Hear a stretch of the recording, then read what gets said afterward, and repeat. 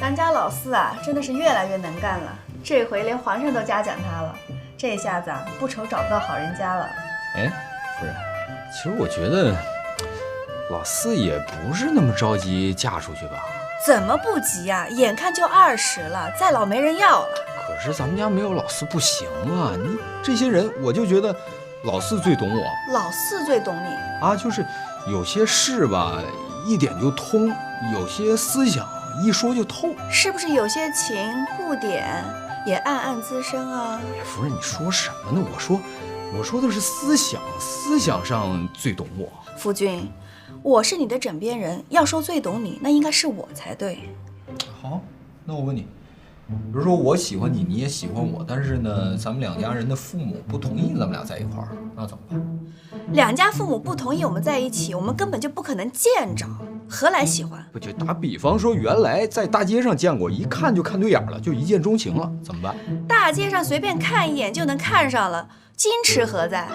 就没矜持，脸都不要，要什么矜持啊？就喜欢，怎么办？无耻！不是没让你发表评论，就问你这种情况该怎么办？那能怎么办呀？算了呗。俩人都干柴烈火，说算就算了，就算不了，谁也挡不住了。那要私奔，要不殉情？你看，这就叫思想观念上的差异。那你和老四怎么选？偷情。比方说，姐夫，哎，这几天募捐的账我看看。啊好，啊行，先搁这儿吧。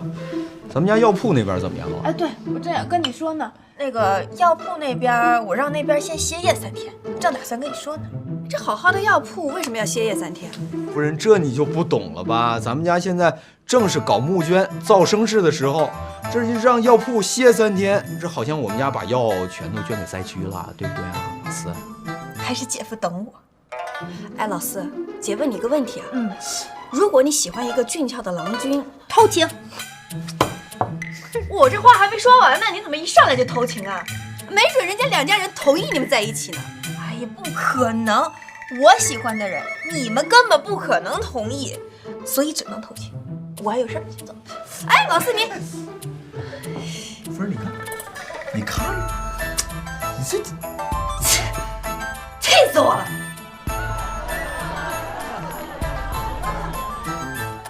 是我思想感情的一段重要经历。皇上这罪己诏，可谓是寓意深远呐。确实寓意深远。兄台也有这个看法？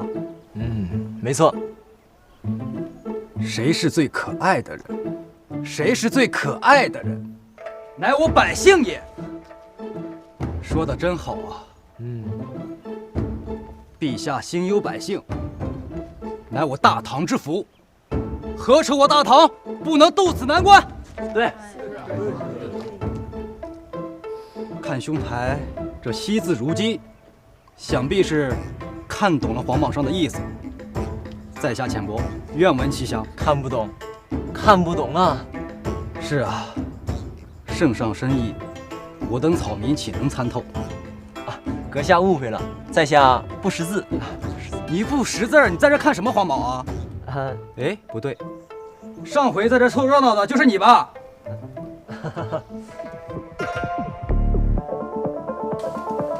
老四呀，子豪兄呢？有日子不见了。姐夫最近忙，少过来。他不是躲着我们仨吧？哎呀，哪能呀，真忙。你们上家瞧去吧。去过了。子豪兄最近闭门谢客，谁也不见呀。德昭兄，还是算了吧，等他什么时候忙完了，咱们再说这事儿。不行不行，再过几天就晚了。这事儿必须今天说。没错，没错呀。呀，是仁兄，德昭兄，咱们还是走吧。哎，我说三位公子到底有什么事儿呀？也没什么大事儿，我们仨就想捐粮食。没戏。不是，你再想想呗。真没戏。哎呀，我都说了，这事儿啊，四姑娘也为难，算了吧。老四呀，这要子豪兄在，他肯定同意。我姐夫在也没用，这事儿都是我负责。现在只准百姓捐粮，你们几个，哎，捐不了，捐不了。那就不能再通融一下？想听实话？啊，真没戏。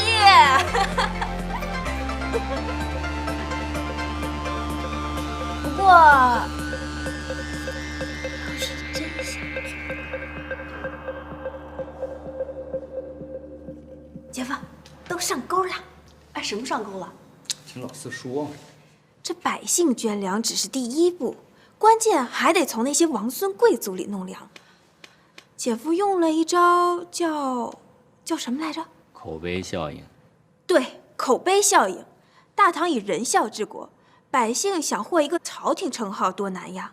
现在只要捐粮就送善人称号，没几天捐粮就火起来了吧？现在是空前绝后的口碑效应。然后姐夫什么来着？设置门槛，限量供应，利用人的这种从众心理，就是不收王孙贵族的粮，严查身份，严禁高富帅冒充矮穷矬。还是姐夫懂得多，每到这块儿我就记不住了。可是有人要捐粮，那是为灾区做事情，咱们为什么不收呢？让朝廷给个善人的封号，那也是徒有虚名，何乐而不为呢？这你就不懂了吧？这才是姐夫的高明之处呀！物以稀为贵，咱们先吊足了他们的胃口，关键时刻再收网捞鱼。那些王孙贵族哪个不是良田千顷啊？真要是开了这个闸，那些善人的头号就不值钱了。所以，得先吊吊他们的胃口，然后突然开闸。哎，等他们反应过来的时候，已经所有人都是大善人了，而且咱们的粮还收够了。而且啊，我跟那个兰陵公主已经商量好了，如果这次收粮我们能超过5万斤，那以后咱们特供内府的花露水就全年按全价出售。正所谓东边不亮西边亮，老百姓的钱咱一分不挣，内府的钱不挣白不挣呀。对呀。那咱们家现在捐赠的粮食有多少？不算那些王孙贵族的，8万斤。什么？8万斤？8万斤！哎呀，我死呀！父亲，我的好父亲啊！哎呀，我身边有你们2个大奸商啊，这是我8辈子修来的福气。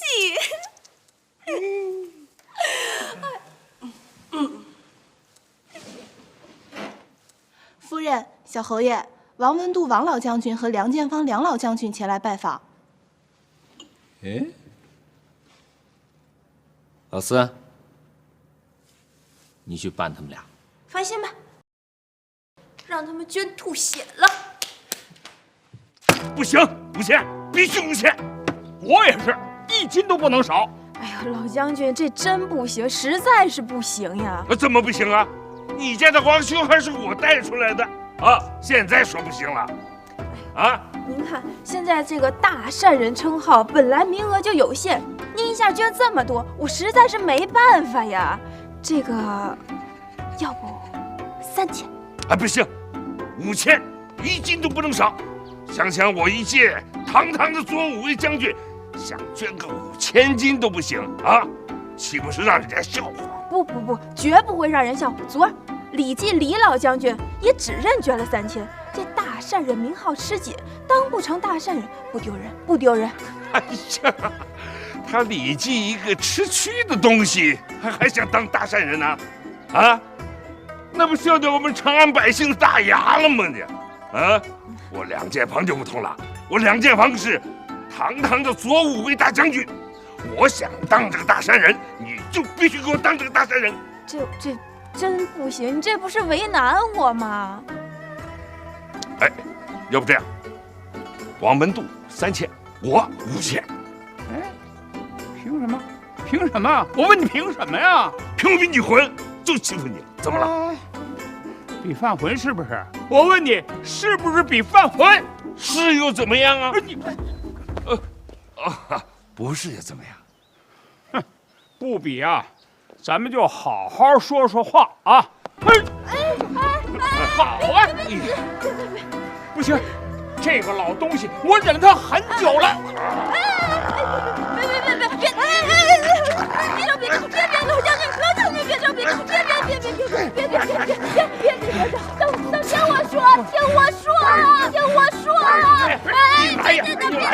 你来呀！非5000不行，少1斤我就揍他！别！行， 5000，谁5000？都5000。啊！哎呀，你这个小老师，你早说不早没事了吗你？不过咱可说好了，这事儿不能外传啊。不传，不传。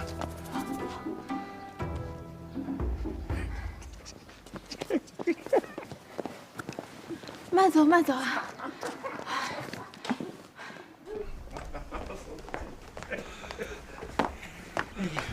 梁老师，我那苦肉计用的还可以吧？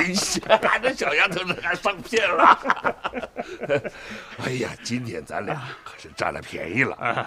我一想起李老头知道这今天这情况的表情啊，哎呀，我开心呐！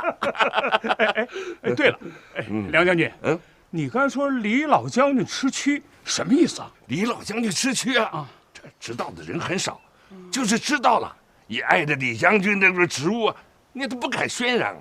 哎，巧了，我就知道，到底是怎么回事啊？哎，说啊，到底怎么回事？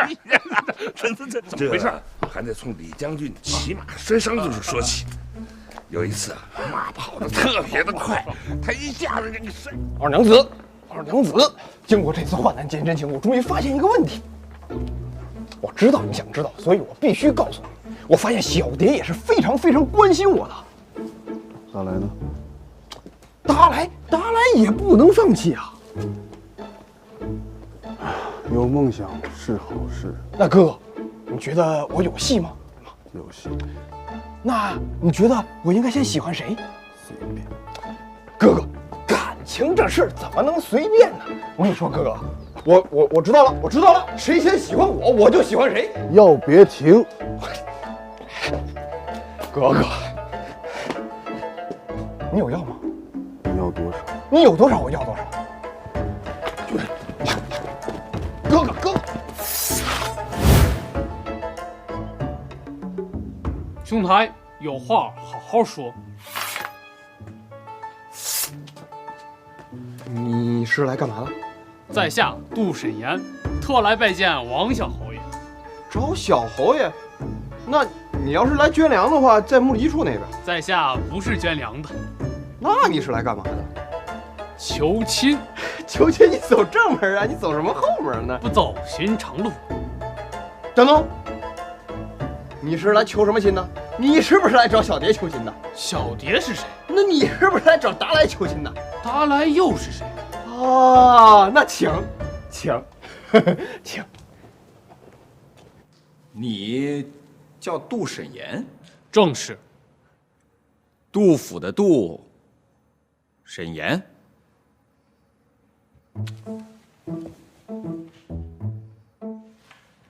哎呀！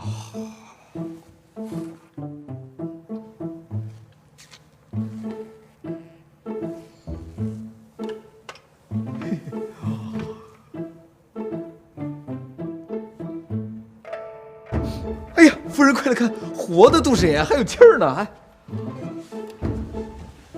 夫君，久闻王小侯爷言行颇为奇特，行事不拘一格。今日一见，果然如是。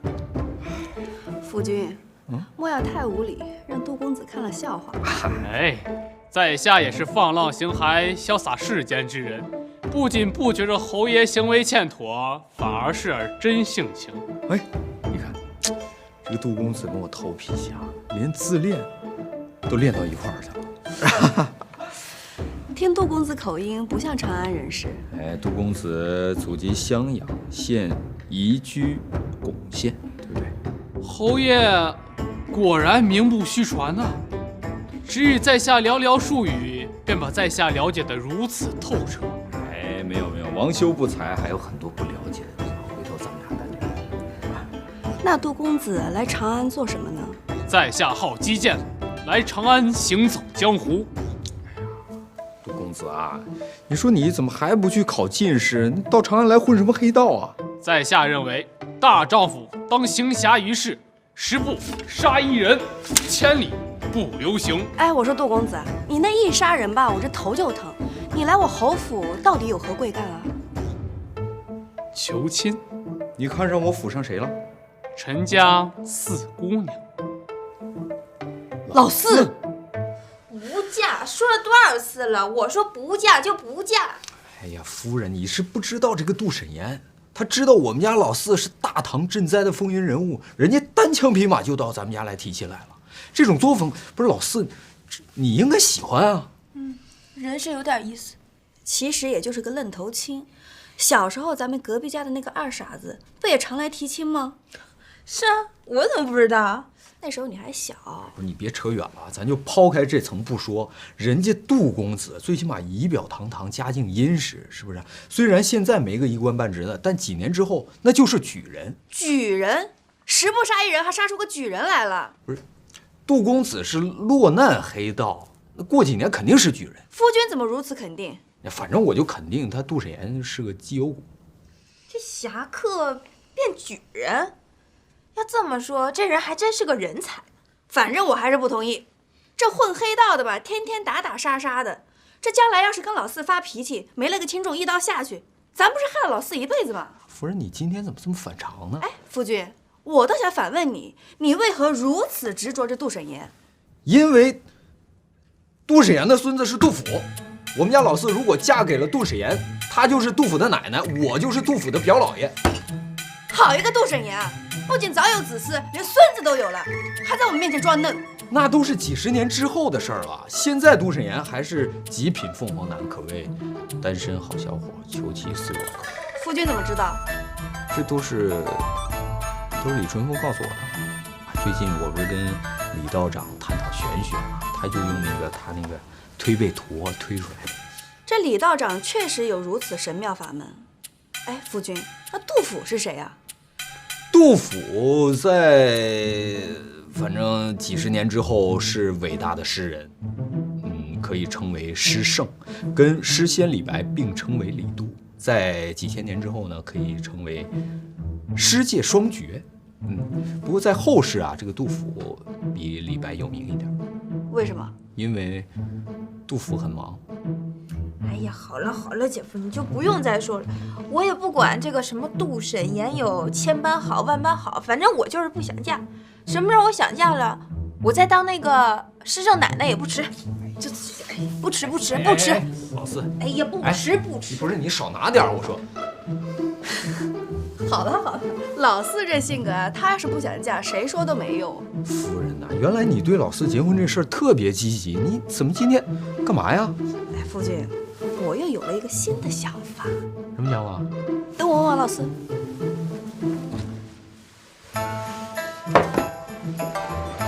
哎呀，这要是嫁给了杜审言，我岂不是既是杜甫的表老爷，又是李白的亲爷爷吗？夫君，最近都把我跟科儿给忘了。哎呀，我看看科儿，科儿，你看看，你妈妈这句话已经快成口头禅了，天天说。那是因为你最近就是很少来看我跟科儿。这最近不是忙吗？忙着给陛下写罪己诏，再加上你天天忙着赈灾的事儿，确实见你们娘俩少。还说着赈灾呢，最近全长安城都在谈论你，说什么？说你有好有坏，只听好的，坏的不听。说你奸诈至极，所有人的余粮都被你骗去给赈灾了。这他妈还是好的？这是最好听的。哎，这长安城啊，稍微富一点的大户都顶着一个什么都没用的大善人头衔，出门啊都生怕跟别人提起说被你王子豪骗过。那我这个坏人当的也值了，是不是，小宝贝儿？不像是夫君你的作风啊，你不是从来都不吃亏的吗？怎么这次让我皇家占这么大便宜？你看你这话说的，吃亏不吃亏，得利不得利，那都得看事儿。赈灾这种事儿，你们皇家得了点便宜，那只是顺手。其实真正得实惠的还是老百姓。像这种亏，我王修必须得吃，而且全中国、全大唐的人都应该吃。更何况，这亏又没吃给别人家去，吃给我老丈人家，我有什么可说的？就你会说，好像我大唐占了你多少便宜似的。我内府给你的那些优惠，早就把你那些亏空给补齐了。哎呀，就别提这些了，这都谁跟谁呀？是不是，克儿？好了，来，克儿，让你妈别计较了，给你妈看看小鸡鸡。夫君，请回吧，请回吧啊！您请吧。哎，我说老管家，你再给通融通融。我通融没用，是夫人她不同意。我王婆这辈子说媒从来就没失败过，今天连个正主没让见，就给赶出去了。你说这也不符合情理啊！这啊，你这么说呀，不符合情理的事那就多了。前2天那个东乡郡王亲家的一个什么公子就来这儿说媒，这不和您一个待遇吗？您呐，您请吧啊！你说当婚的闺女不嫁人，她留着啥用啊？哎，这我可不知道。您呐，问我们夫人去啊！您请，请。哎，哟，小侯爷您回来了。二亮哥，快！哎，小侯爷，哎呦，钱叔，这刚才又是谁啊？哎呀，又是个说媒的。这2天呢，都让夫人呢赶走好几波了。前天来那个杜审言，今儿又来了，门都没让进，就让夫人给打发走了。杜审言都赶走了？是啊。哎呀，小侯爷啊，您说这夫人，这，哎，甭管他。哦，他肯定心里有数。他娘家的妹子，他自己有他自己的安排吧。好。哎，他人呢？和4小姐在内室聊天呢。哦，那我先过去。哎，好，慢走。好，慢走，小侯爷。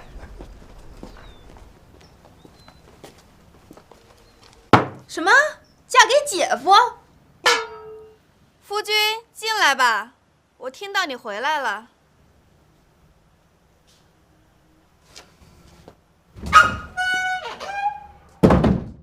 娶老四？娶老四？夫君，你听我说，老四是我的亲妹妹，嫁给别人我不放心，只有嫁给你。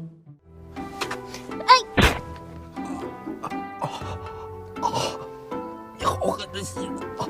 谁让你动手动脚的？以后你要是嫁给我，还不是得天天动手动脚的？王子豪，你可真行啊！悄无声息的迎娶第3房，还是你的小姨子。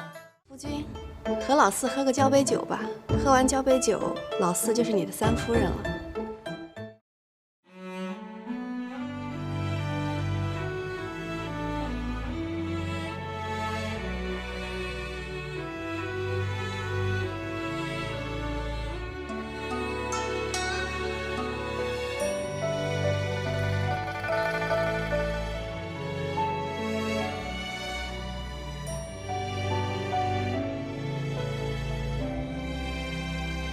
又走过了一个城，又爱上了另个人之后，给你唱过的情歌，唱给别人来感受。谁说得不到的就不能再深情的歌颂？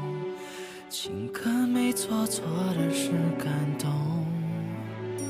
一个被爱的人爱了别人，凭一句自由，跟着另个人把曾经的人忘掉之后，抓不到的幸福越用力就越换来落空，苦涩后懂事，怀里有自由。爱了几分，旧的很几分，岁月冲淡了认真，谁都能说天长地久，谁又能真的跨越千年厮守？当冬天落幕，春天悄然来临的时候，人生本来是场梦，当你曾寂寞不留痕迹带走年纪。